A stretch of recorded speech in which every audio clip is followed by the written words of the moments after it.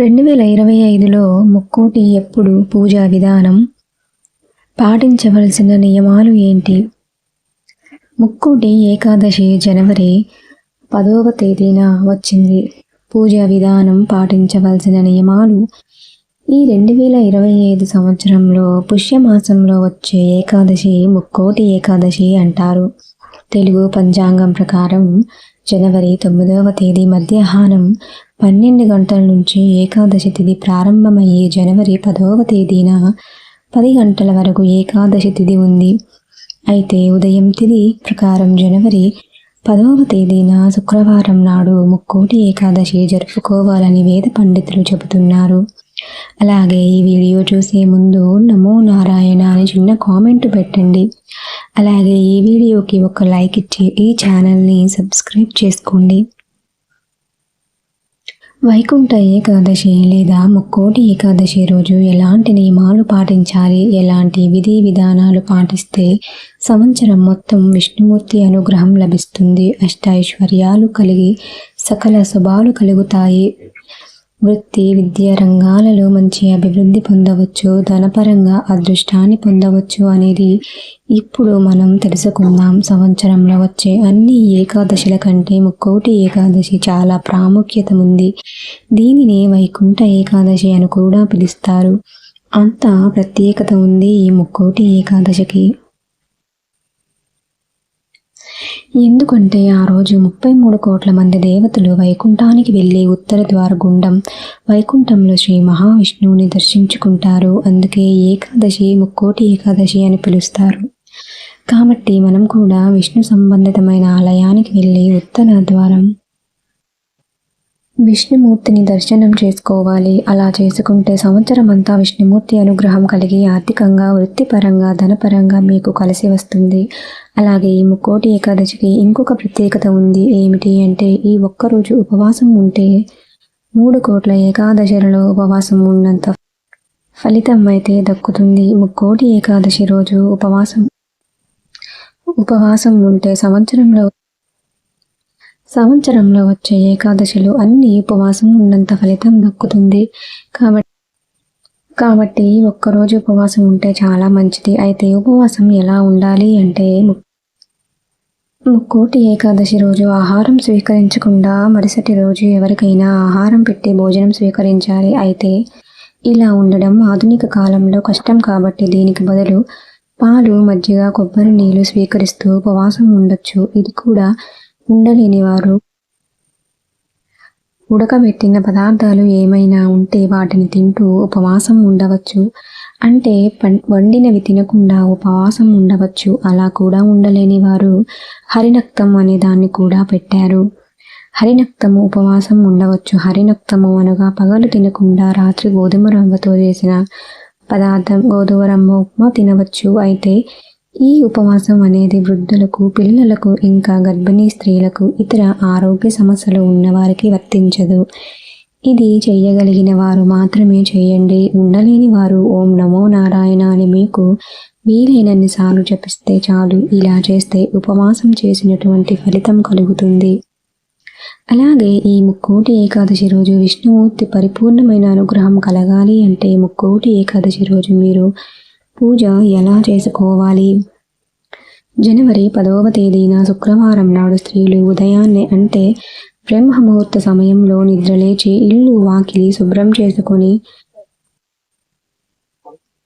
ఇంటి ముందు చక్కగా ముగ్గు వేసుకోవాలి. తల స్నానం చేసి ఇంట్లో పసుపు నీళ్లు చల్లి ఇంట్లో గుమ్మానికి పసుపు రాసి కుంకుమ బొట్టు పెట్టి పూజను ప్రారంభించాలి. మీ ఇంట్లో లక్ష్మీనారాయణుల ఫోటో ఉంటే ఆ ఫోటో పూజలో పెట్టుకోండి. లేదా శ్రీరామచంద్రమూర్తి లేదా శ్రీకృష్ణ పరమాత్మ లేదా వెంకటేశ్వర స్వామి, లక్ష్మీ నరసింహస్వామి వారి ఫోటో, వీటిల్లో ఏ ఫోటో ఉన్నా ఆ ఫోటో మీ దగ్గర పూజలో పెట్టి గంధం కుంకుమ బొట్లు పెట్టాలి.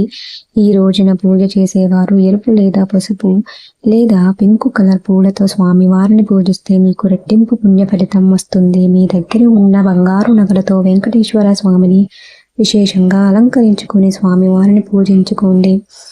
తులసి దళాలు అంటే స్వామివారికి చాలా ప్రీతికరమైనవి కాబట్టి ముక్కోటి ఏకాదశి రోజున స్వామివారికి తయారు చేసి స్వామివారి పటానికి వేసి పూజ చేయండి. ఈ ముక్కోటి ఏకాదశి రోజున ఎవరైతే స్వామివారికి తులసి దళాలు సమర్పిస్తారో అలాంటి వారికి విష్ణుమూర్తి అనుగ్రహం సంపూర్ణంగా లభిస్తుంది.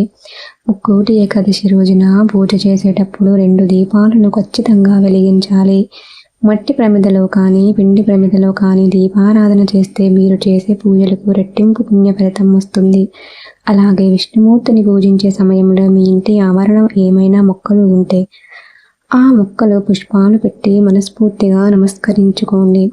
వాటిని సాల పుష్పాలు అంటారు. విష్ణుమూర్తికి సాల పుష్పాలు అంటే ఎంతో ఇష్టం కాబట్టి ఆ సాల పుష్పాలు పెట్టి నమస్కారం చేసుకోండి. పచ్చకర్పూరం అంటే విష్ణుమూర్తికి ఎంతో ప్రీతి. అలాగే విష్ణుమూర్తికి తీపి పదార్థాల్లో పచ్చకర్పూరం కలిపి నైవేద్యంగా పెట్టండి. క్షీరాన్నం ఆవు పాలతో చేసిన పొంగలి అయినా నైవేద్యంగా పెట్టచ్చు. అలాగే పూజలో బెల్లం పానకాన్ని అయినా నివేదించవచ్చు. చివరిగా స్వామివారికి పచ్చకర్పూరంతో హారతి ఇవ్వండి.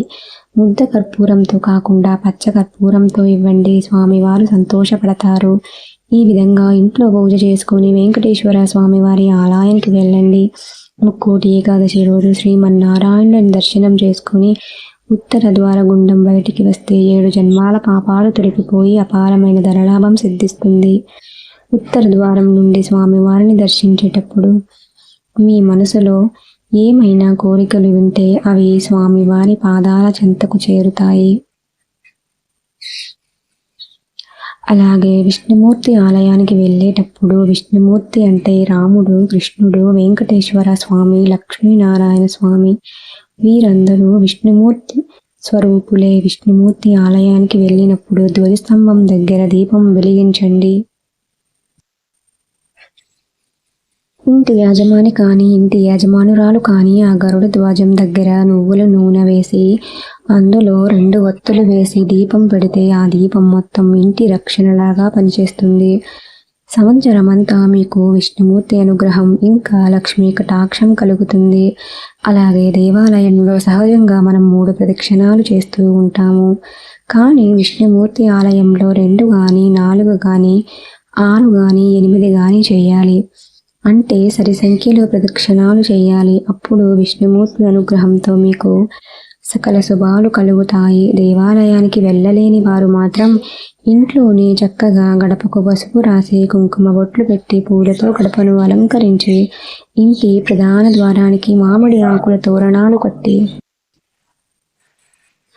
మేము చెప్పిన విధంగా పూజ చేసుకోండి. అలాగే ముక్కోటి ఏకాదశి రోజున తప్పకుండా సాయంత్రం గుమ్మం ముందు 2 దీపాలు వెలిగించాలి. ఇలా దీపాలు వెలిగించడం వల్ల శ్రీ మహాలక్ష్మీదేవి మీ ఇంట్లోకి అడుగు పెడుతుంది. ఈ ముక్కోటి ఏకాదశి రోజున బియ్యం, గోధుమలు తీసుకోకూడదు.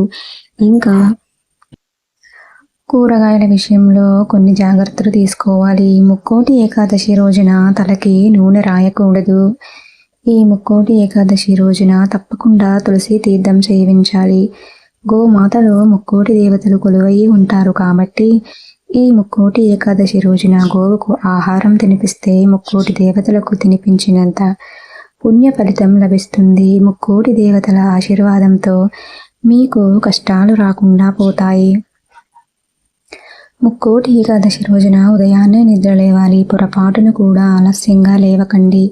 ఈ రోజున ఎవరైతే ఆలస్యంగా నిద్రలేస్తారో వారి ఇంట్లో దరిద్ర దేవత తిష్ట వేస్తుంది. అలాగే ముక్కోటి ఏకాదశి రోజున అస్సలు మధ్యాహ్నం నిద్రపోకూడదు. ఈ రోజు ఉపవాసం చేసేవారు మంచం పైన కూర్చోకూడదు. ఈ ముక్కోటి ఏకాదశి రోజున తులసి మొక్క దగ్గర నెయ్యి దీపం పెడితే విపరీతమైన సంపద మీ ఇంటికి వస్తుంది. ఈ విధంగా ముక్కోటి ఏకాదశి నాడు చెయ్యండి. మీ కోరికలు తప్పకుండా ఫలిస్తాయి.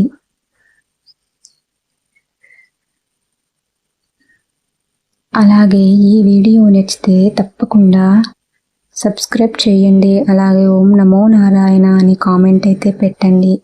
ఈ వీడియోని అందరికి కూడా షేర్ చేయండి. ఈ విధి విధానాలతో ముక్కోటి ఏకాదశిని జరుపుకోండి. మీకు సిరి సంపదలు కలుగుతాయి. ఈ వీడియోని చూసినందుకు మీకు అందరికీ కూడా ధన్యవాదములు తెలుపుకుంటున్నాను.